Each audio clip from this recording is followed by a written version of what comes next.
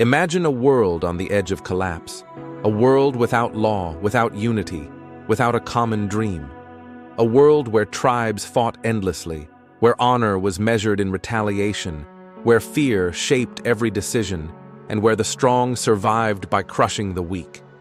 This was Arabia in the 7th century, a vast desert, divided, an entire region caught in a cycle of war, pride, and vengeance. And then, out of the silence of a cave on a barren mountain, came a single voice, a message, a calling that began with one man and would grow into one of the most influential civilizations in human history. This is the story of Muhammad, not just as a prophet, not just as a leader, but as a man whose life reshaped the destiny of nations. Because history is not only built by empires, it is built by humans. And sometimes, one human changes everything. Arabia before Muhammad. To understand the rise of Muhammad, you must first understand the world he inherited. Arabia in the 600s was a place of tribal loyalty above all else. Your tribe was your identity, your protection, your justice system. Outside of it, you were nothing. Mecca, Muhammad's birthplace, was one of the only stable centers in the region, a thriving trade hub, a sanctuary town, a place where the Kaaba, already sacred for centuries, drew thousands of pilgrims. But Mecca's prosperity was fragile. The rich became richer, the poor were abandoned.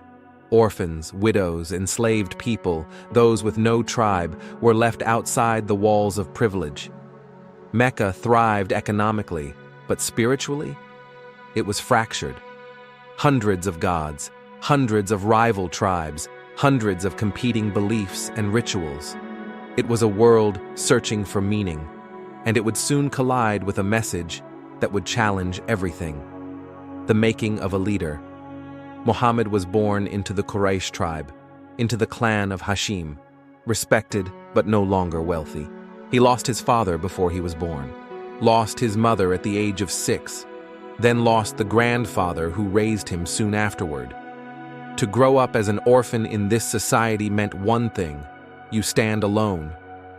But that loneliness shaped him. It taught him empathy, resilience, humility. He knew the world from the eyes of the powerless. As he grew, his reputation became his greatest strength. He was known as Al-Amin, the trustworthy, the honest one. People came to him to settle disputes, to safeguard valuables, to resolve conflicts. He was a man others trusted, long before he ever spoke of revelation. At 25, he married Khadijah, a successful merchant who recognized his integrity. Together, they formed one of the most powerful partnerships in history, not built on conquest, but on character. And then, everything changed. The cave, the voice, the message. At 40, Muhammad retreated frequently to a cave on Mount Hira, searching, thinking, reflecting on a world trapped in inequality and violence. One night, in the stillness of that cave, a force, a presence, a revelation, the moment that would echo across centuries. Read. The first word, the beginning of a message that would transform a people. Terrified, overwhelmed, he fled the cave, unsure of what he had experienced. And here the story turns.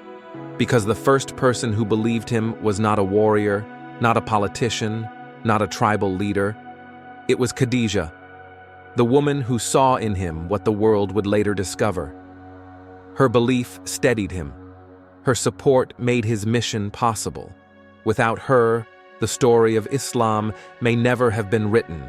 But once his message became public, the reaction was immediate, fierce, hostile, violent.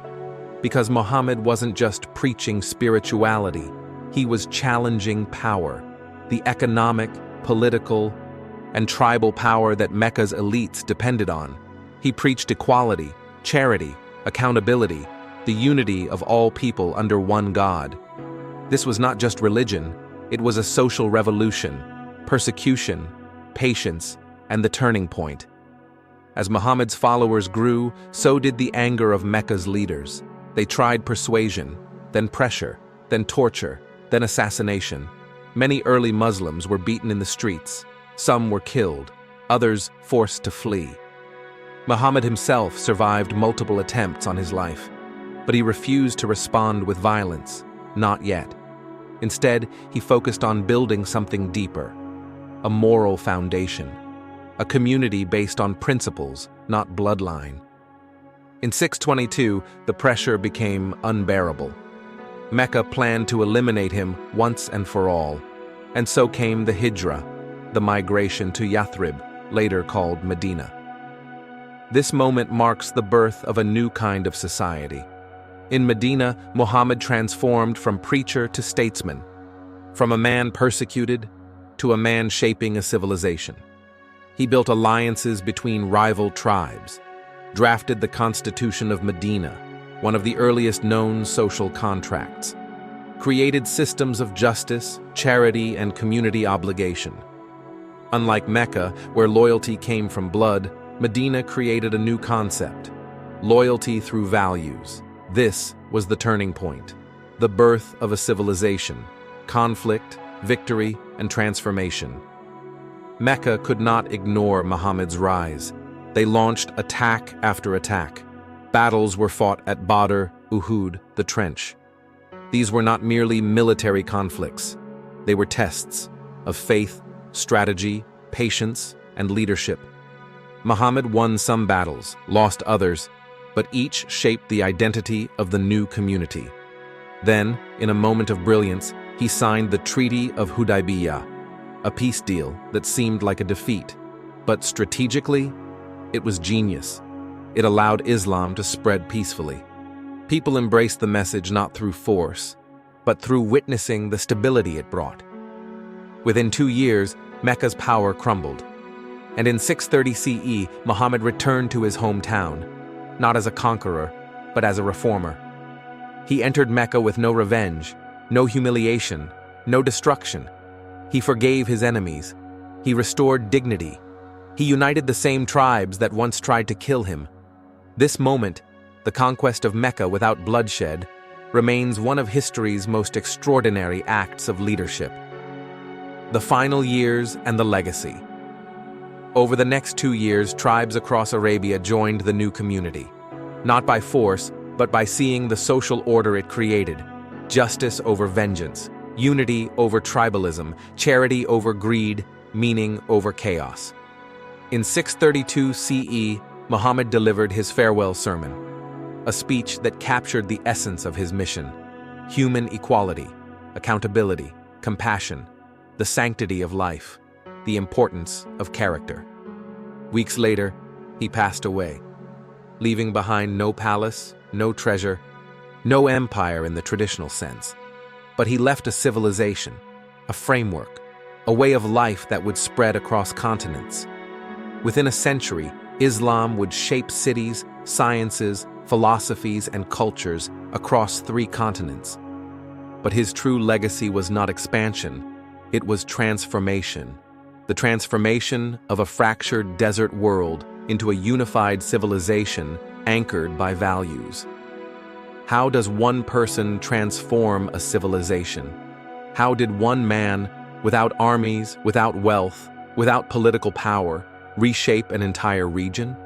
Was it his message, his character, his resilience, or was it something deeper, something about human nature itself? Why do people follow a leader? What makes a message unstoppable? What transforms a society from chaos to order? History gives us dates and events, but human nature gives us the real answer. A civilization rises when people believe in something greater than fear. The power of one life. The rise of Muhammad is not just a religious story. It is a human story, a story about loss, perseverance, courage, vision, and transformation. It shows that change doesn't begin with armies. It begins with a voice, a conviction, a person willing to stand alone for truth. Nations collapse when their values collapse. But they rise when someone rebuilds those values from the ground up. In every age, in every society, there is a moment when everything feels broken. and history whispers the same lesson. Sometimes, one life, one voice, one leader can rebuild a world. If you found this story fascinating, like, share, and subscribe to Timeless Questions channel, where we explore the civilizations, ideas, and mysteries that shaped humanity.